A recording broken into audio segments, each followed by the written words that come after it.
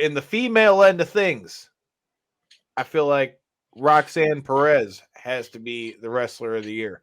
When you think about the fact that in 1 year she was Ring of Honor champion, she was NXT champion, and she wrestled in Impact as well, all in 1 year. Mm-hmm. That's a hell of a year, and for her to be doing that young, and then to come into NXT and then win the championship like that, I feel like Roxanne Perez definitely had the bull by the horns.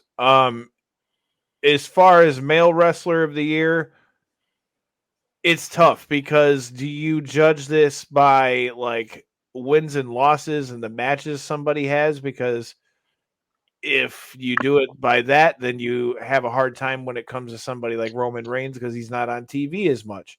If you talk about dominance and title reign, I mean, obviously there's nobody in wrestling right now that you can say is any hotter than him. Um, but when I think about the overall, I feel like Roman Reigns has got to have superstar of the year on that one. And if I wasn't going with him, it would have been John Moxley. But whichever one of y'all wants to go next, the floor is yours, gentlemen. Me? Go ahead, Jay. All right. So far we're watching the same wrestling, Kyle. Roman's got to take it, man. There ain't a hotter star in the business right now. If you ask me, what's piquing the interest in the wrestling world right now? It is Roman Reigns, and he is, without argument, I don't care what anybody says, argument invalid. He is having the best WWE title run that we've seen and that we're gonna see for the next who knows how many fucking years, man.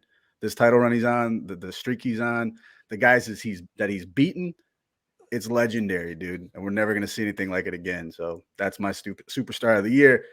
On the female side, this one was a little shaky for me. I had a couple I wanted to throw in there, but I'm gonna pick one. I'm gonna say Rhea Ripley because she has definitely. We were late too, Brock. Hey yo, what up, Brock? She re-sparked my interest in her, man. She definitely put a layer on that Judgment Day thing. And Kyle, we were talking about that earlier in the year, starting to fade out a little bit, but putting her in there with Dominic and everything, she's definitely restarted that spark for me. So I'm gonna go with Rhea Ripley for female superstar of the year. Okay.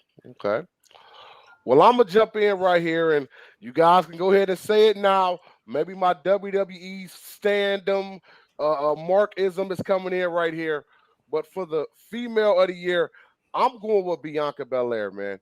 I feel that not a bad pick at all. A superstar. One thing I like about pro wrestlers is people that can not just wrestle, but can transcend this business.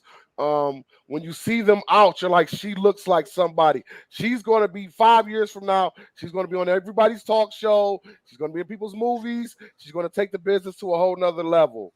With that being said, I got to go with male of the year, and you guys both already touched on it.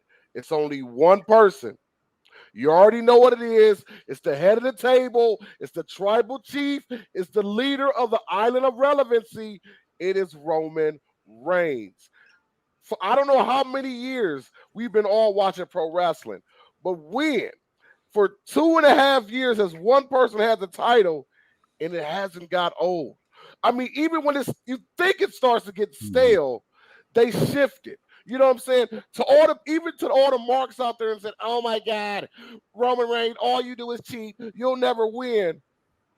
That means he has these marks still feeling what they're supposed to feel, what they haven't felt in wrestling for years. They want the heel champion to lose, and the people that love him will hope that man retires with the title. Let's be honest. Hey, we love to hate him, don't we?